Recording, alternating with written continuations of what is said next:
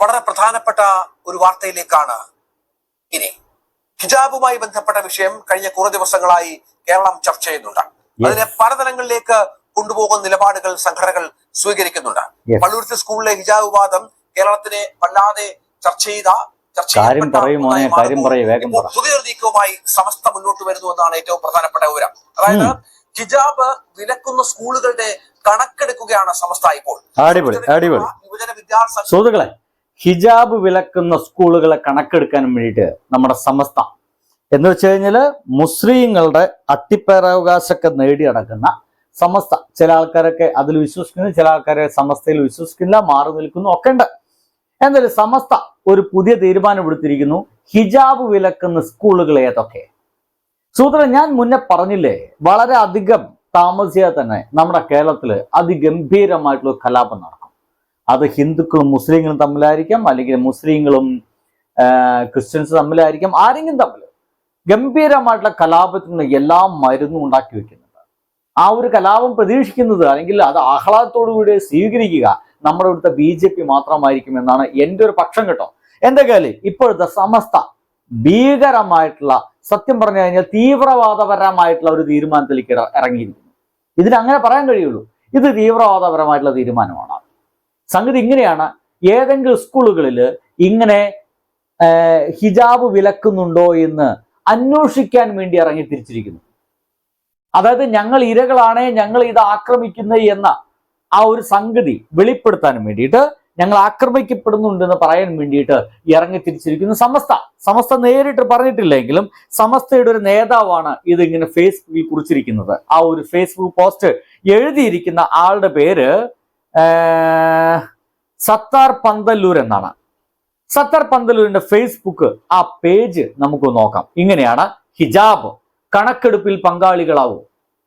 മുസ്ലിം പെൺകുട്ടികൾക്ക് മതാചാര പ്രകാരം വസ്ത്രം ധരിക്കാൻ അനുമതി നിഷേധിക്കുന്ന സംഭവങ്ങൾ കേരളത്തിൽ വർദ്ധിച്ചു വരികയാണ്. യാതൊരു നിയമപ്രാബല്യവുമില്ലാത്ത ഈ മതസ്വാതന്ത്ര്യ നിഷേധം അംഗീകരിച്ചുകൂടാ. അതോടൊപ്പം ഇതെല്ലാം വർഗീയ മുതലെടുപ്പിന് ഉപയോഗിക്കുന്നവരും കൂടി വരുന്നുണ്ട്. എന്റെ പൊന്നു സുഹൃത്തുക്കളെ, നിങ്ങളിപ്പോ ചെയ്തുകൊണ്ടിരിക്കുന്നത് വർഗീയ മുതലെടുപ്പാണ്.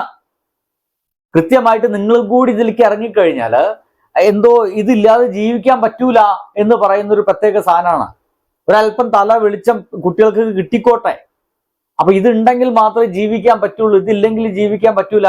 അല്ലെങ്കിൽ തന്നെ ഇവിടുത്തെ സോക്കോൾഡ് ഭൂരിപക്ഷം വരുന്ന ഹിന്ദു സമൂഹം മുഴുവൻ പറഞ്ഞുകൊണ്ടിരിക്കുന്നത് നിങ്ങൾ നിങ്ങളുടെ മതത്തിന്റെ കാര്യത്തിൽ ഭയങ്കര അഡമന്റ് ആണ്, അതിന്റെ പേരിൽ നിങ്ങൾ എല്ലാവരും ഒരുമിച്ച് കൂടി നിൽക്കുന്നു, എന്നിട്ട് വേണമെങ്കിൽ നിങ്ങൾ ഇവിടുത്തെ ഹിന്ദുക്കളെ കൂടി ആക്രമിക്കുമെന്നാണ് പച്ച മലയാളത്തിൽ അവർ ചിന്തിച്ചുകൊണ്ടിരിക്കുന്നത്. അവർ ചിന്തിച്ചു കൊണ്ടിരിക്കുന്ന കാര്യം എന്താണോ അത് ശരിയാണെന്ന് അവർക്ക് തോന്നുന്ന വിധത്തിൽ നിങ്ങൾ കൂടി ഇതിൽ പങ്കാളികളാവുക, നിങ്ങൾ കൂടി പ്രതികരിക്കുക എന്ന് വെച്ച് കഴിഞ്ഞാൽ പിന്നെ എന്താ നിങ്ങൾ അവർ തമ്മിൽ വ്യത്യാസമുള്ള? രണ്ടൊന്നല്ല സംഭവിക്കുന്നത്. ഇവിടെ നോക്കൂ, ഇമാതിരി ഏർപ്പാട് എന്തിനു വേണം? കുട്ടികളെല്ലാവരും കുട്ടികളാണ്. സ്കൂളുകളിൽ ഹിജാബ് ധരിച്ചു വരുന്ന കുട്ടി, ഇനിയിപ്പോ ഹിന്ദു മതാചാര പ്രകാരമുള്ള ഡ്രസ്സ് ധരിച്ചു വരുന്ന കുട്ടി നോക്ക്, നിങ്ങൾ ചെയ്യുന്നത് പോലെ ഇനി അടുത്ത ദിവസം ഇവിടുത്തെ ശബരിമലക്കാലമാണ്. സ്കൂളുകളിലേക്ക് ശബരിമലയുടെ ഭാഗമായിട്ട് കറുപ്പെടുത്തിട്ട് പോകും. അത് വിലക്കുന്ന സ്കൂളുകളുണ്ടോ എന്ന് ഇവിടുത്തെ ഹിന്ദുക്കൾ കണക്കെടുക്കാൻ തന്നല്ല. ഇനി അതും കഴിഞ്ഞ് ക്രിസ്ത്യൻ അവര് മതാചാര പ്രകാരമുള്ള എന്തെങ്കിലും വസ്ത്രമുണ്ടോ എന്ന് എനിക്ക് വലിയ പിടുത്തൊന്നുമില്ല. എന്തായാലും ഈ കന്യാസ്ത്രീകളും പള്ളിയിലച്ചന്മാർ ഇടുന്ന പോലത്തുള്ള ലോഹയും മറ്റൊക്കെ ഇട്ടിട്ട് കുട്ടികൾ പോവില്ല, വേറെ കാര്യം. ഇനി അങ്ങനെ പോകുന്നുണ്ടെങ്കിൽ അത് ആരെങ്കിലും വിലക്കുന്നുണ്ടോ അതിന്റെ കണക്കെടുക്കാന്ന് വിചാരിച്ചിട്ട് ക്രിസ്ത്യാനി കൂടി ഇറങ്ങി തിരിച്ചാലോ? സുഹൃത്തുക്കൾ, നമ്മുടെ നാട് പണ്ടറങ്ങി പോവില്ലേ? ഇത്രയും വൃത്തികെട്ട നാട് പിന്നെ ലോകത്ത് വേറെ എവിടെ ഉണ്ടാവില്ല. അപ്പൊ സത്യം പറഞ്ഞു കഴിഞ്ഞാൽ ഇപ്പോ ഇദ്ദേഹം എഴുതിയ പോസ്റ്റ് ഉണ്ടല്ലോ, ഇത് വളരെ നിരുപാധികമൊക്കെ മാപ്പ് പറഞ്ഞിട്ട് ഒഴിവാക്കപ്പെടേണ്ടതാണ്, വൃത്തികേടാണ് എന്നുള്ളതാണ് എൻ്റെ ഒരു അഭിപ്രായം കേട്ടോ. എന്തായാലും കേരളത്തിന്റെ സൗഹൃദാന്തരീക്ഷത്തിന് വിള്ളലുണ്ടാക്കുന്ന ഇത്തരക്കാരെ തിരിച്ചറിയാനും എങ്ങനെയുണ്ട് അവരെ പൊതുസമൂഹത്തിന് മുന്നിൽ കൊണ്ടുവരാനും ഒരു സർവേ ആരംഭിക്കുകയാണ്. തുടർന്ന് ലിസ്റ്റ് പരസ്യപ്പെടുത്തുകയും ചെയ്യും. വർഗീയത വളർത്തുന്ന സ്കൂളുകൾ ഇനി കേരളത്തിൽ വേണോ വേണ്ടയോ എന്ന് നമുക്ക് തീരുമാനിക്കാം. ഇതോടൊപ്പം ഗൂഗിൾ ഫോം പൂരിപ്പിച്ച് സഹകരിക്കാൻ താല്പര്യം, ഈ സന്ദേശം പരമാവധി ഷെയർ ചെയ്ത് സർവേ പൂർണ്ണമാക്കാൻ സഹകരിക്കുമല്ലോ എന്നുള്ളതാണ്. എങ്ങനെയുണ്ട്? സമസ്തയുടെ കീഴിലുള്ള യുവജന വിദ്യാർത്ഥി സംഘടനകളാണ് ഇതിന് രംഗത്ത് വെച്ചിരിക്കുന്നത്. ഗൂഗിൾ ഫോം വഴിയാണ് വിവരശേഖരണം. സ്കൂളിലെ കണക്കെടുക്കാൻ വേണ്ടി സമസ്ത ഇറങ്ങി തിരിച്ചിരിക്കുന്നു. ഇപ്പൊ വാർത്ത വന്നു കഴിഞ്ഞു. അപ്പൊ ഈ വാർത്ത ഒരിക്കലും പോസിറ്റീവ് ആയിട്ടല്ല നമ്മുടെ കേരളത്തിലെ ഒരു മതേതര സമൂഹം ഏറ്റെടുക്കുക എന്നുള്ളതാണ്. അതായത് ഓരോ സ്കൂളുകളിലെയും മുസ്ലിങ്ങളെ കണക്കെടുക്കാൻ പോകുന്നു. അങ്ങനെ ആയി മാറില്ലേ? അവിടെ ഹിജാബ് ധരിക്കുന്നവരെ കണക്കെടുക്കുന്നു. ഹിജാബ് ധരിക്കുന്നവരെ എതിർക്കുന്നവരെ ആരൊക്കെയാണെന്ന് കണക്കെടുക്കുന്നത്. അത് മുസ്ലിങ്ങൾ തന്നെ എതിർക്കുന്നുണ്ടോ, ഇനിയിപ്പോ ഹിന്ദുക്കൾ എതിർക്കുന്നുണ്ടോ, ക്രിസ്ത്യാനികൾ എതിർക്കുന്നുണ്ടോ എന്ന കണക്കെടുക്കാൻ തോന്നുന്നു. അങ്ങനെ വർഗീയത വളർത്തുന്ന സ്കൂളുകൾക്കെതിരെ ഇവരൊരു പ്രതിഷേധത്തിന് ഇറങ്ങുന്നു. അതിന്റെ മുന്നോടിയായിട്ടാണ് ഇത്തരം കണക്കുകളൊക്കെ എല്ലാം ഇവര് ഇറങ്ങി തിരിച്ചിരിക്കുക, അല്ലെങ്കിൽ ഇവര് എന്താ പറയാ ഇത്തരം കണക്കെടുക്കുന്നത് എന്നൊക്കെയാണ് ഇവർ പറയുന്നത്.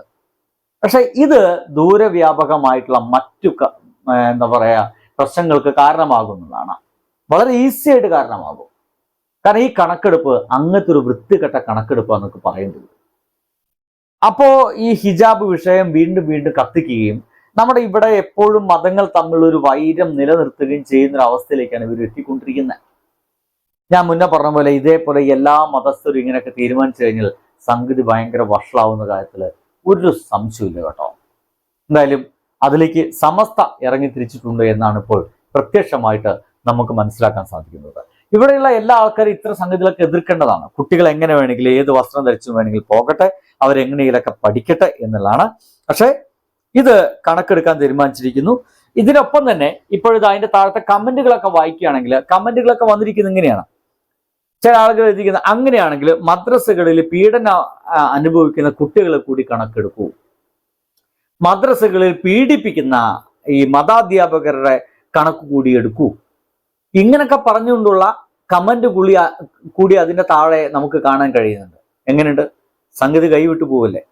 അപ്പൊ ഇത്തരം മതചിന്തയോട് കൂടിയിട്ടുള്ള പ്രവർത്തനങ്ങളിൽ നിന്ന് എല്ലാവരും വിട്ടുമാറി നിൽക്കുക എന്നുള്ളതാണ്. ഈ വിഷയം ഇവിടെ അവസാനിപ്പിക്കുക എന്നുള്ളതൊക്കെയാണ് ചെയ്യേണ്ടത്. പക്ഷെ ഇത് വീണ്ടും കത്തിക്കൊണ്ടിരിക്കുക തന്നെയാണ്. ഇതിനിടയിൽ കൂടെ ചില ആളുകൾ മുതലെടുപ്പ് നടത്തും. അങ്ങനത്തെ ഒരു മുതലെടുപ്പ് തന്നെയാണ് ഇപ്പൊ സമസ്ത മുന്നോട്ട് വച്ചിരിക്കുന്നതാണ് എനിക്ക് തോന്നുന്നത്. ഇനി BJP ഇറങ്ങും, സംഗതി വഷളാവുന്ന കാര്യത്തിൽ ഒരു സംശയമില്ല. പരമാവധി മനുഷ്യരായി ജീവിക്കാനുള്ള ശ്രമം നടത്തുക. എൻ്റെ പ്രിയപ്പെട്ട കാഴ്ചക്കാരോടാണ്. ബൈ.